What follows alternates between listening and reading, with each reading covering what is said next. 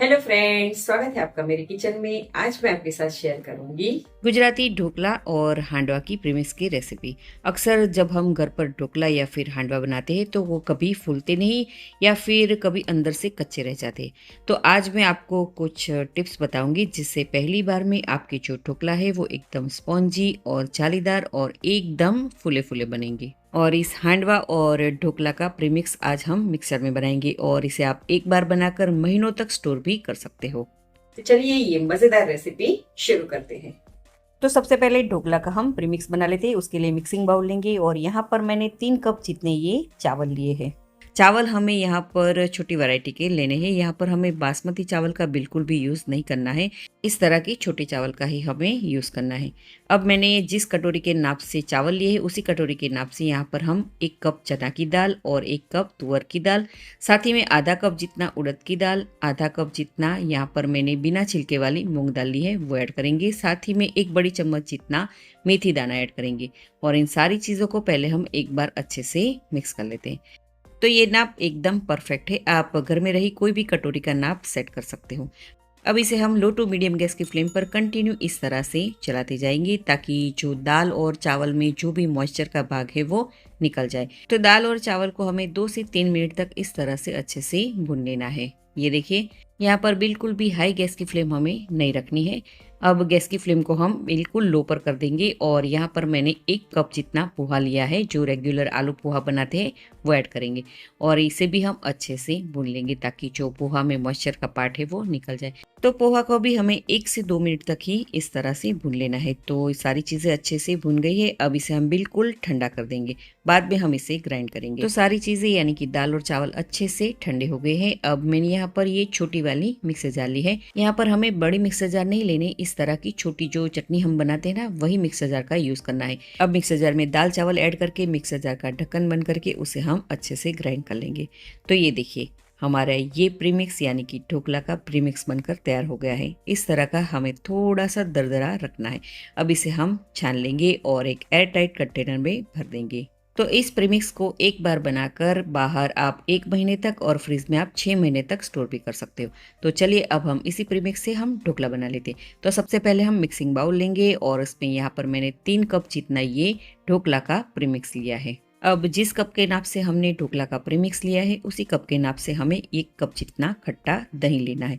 अब उसी के साथ 1 कप जितना यहाँ पर गुनगुना पानी लेंगे। ध्यान रखना है, हमें यहाँ पर नॉर्मल पानी नहीं लेना है, हल्का सा गर्म पानी लेना है। अब इन सारी चीज़ों को अच्छे से मिक्स कर लेते हैं। अच्छा, यहाँ पर आपके पास दही नहीं है तो आप उसकी जगह खट्टी छाछ का भी यूज़ कर सकते हो। तो इस तरह से हमें एक भी लम्स नहीं रहना चाहिए, उस तरह का बैटर तैयार कर लेना है।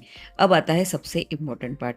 अब हम इस बैटर को इस तरह से हाथ से 2 से 3 मिनट तक कंटिन्यू इस तरह से बैटर को हम चलाते जाएंगे ताकि बैटर में एयर पॉकेट्स बनेंगे और जो खमीर है यानी कि हम गुजराती में इसे आथा बोलते हैं वो फटाफट से आ जाए।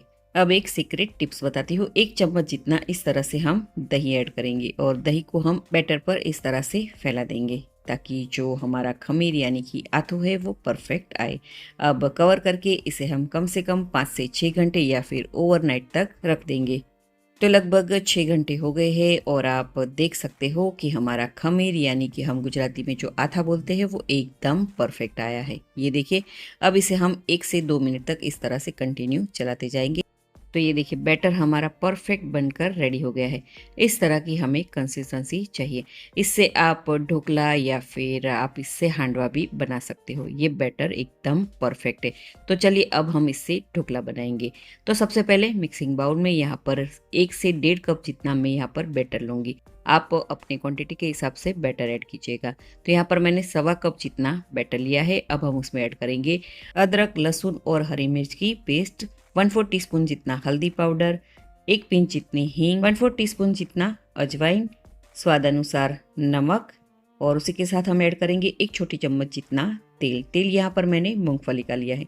अब इन सारी चीज़ों को अच्छे से मिक्स कर लेते हैं। तेल डालने से जो हमारा खमन ढोकला है वो एकदम सॉफ्ट और स्पॉन्जी बनेगा। तो आप देख सकते हो कि सारी चीज़ें बैटर में अच्छे से मिक्स हो गई हैं। अब हम ऐड करेंगे 1/4 टीस्पून जितना यहाँ पर इनो और इनो को एक्टिवेट करने के लिए थोड़ा सा हम पानी ऐड करेंगे और इन सारी चीज़ों को एक बार अच्छे से मिक्स कर लेंगे। अच्छा, यहाँ पर आप जब भी ये बैटर तैयार करते होंगे तो आपको पहले क्या करना है कि सबसे पहले पानी को यानी कि स्टीमर को गर्म करने के लिए रख देना है। तो आप देख सकते हो कि बैटर हमारा परफेक्ट रेडी हो गया है। अब यहाँ पर मैंने एक ढोकला की प्लेट ली है, उसे हम तेल से अच्छे से ग्रीस कर लेते हैं ताकि जब ढोकला डिमोल्ट हो तो वो फटाफट से डिमोल्ट हो जाए। अब हमने जो बैटर रेडी करके रखा था वो सारा बैटर हम इस प्लेट में इस तरह से ऐड कर देंगे और प्लेट को हम एक बार टैप कर लेंगे ताकि जो बैटर है वो इक्वली प्लेट पर आ जाए। अब थोड़ा सा हम लाल मिर्च पाउडर इस तरह से स्प्रिंकल कर देंगे, ये देखिए। अब आगे भी मैंने आपको बताया कि स्टीमर को पहले से ही गर्म करने के लिए रख देना है, तो मैंने हाई गैस की फ्लेम पर स्टीमर को गर्म करने के लिए रख दिया था और पानी भी अच्छे से गर्म हो गया है। अब ढोकला की प्लेट को हम स्टीमर में सेट करेंगे और स्टीमर को कवर करके उसे हम 10 मिनट तक कुक होने देंगे। तो लगभग 10 मिनट हो गई है और आप देख सकते हो कि ढोकला हमारा बनकर रेडी हो गया है। तो चलिए अब हम इसे चेक कर लेते हैं। तो नाइफ़ की मदद से चेक करते हैं, तो ये देखिए हमारी नाइफ़ है वो एकदम क्लीन निकली है। दैट मीन्स कि हमारा ढोकला है वो परफेक्ट हो गया। अब इसे हम स्टीमर में से बाहर निकालेंगे।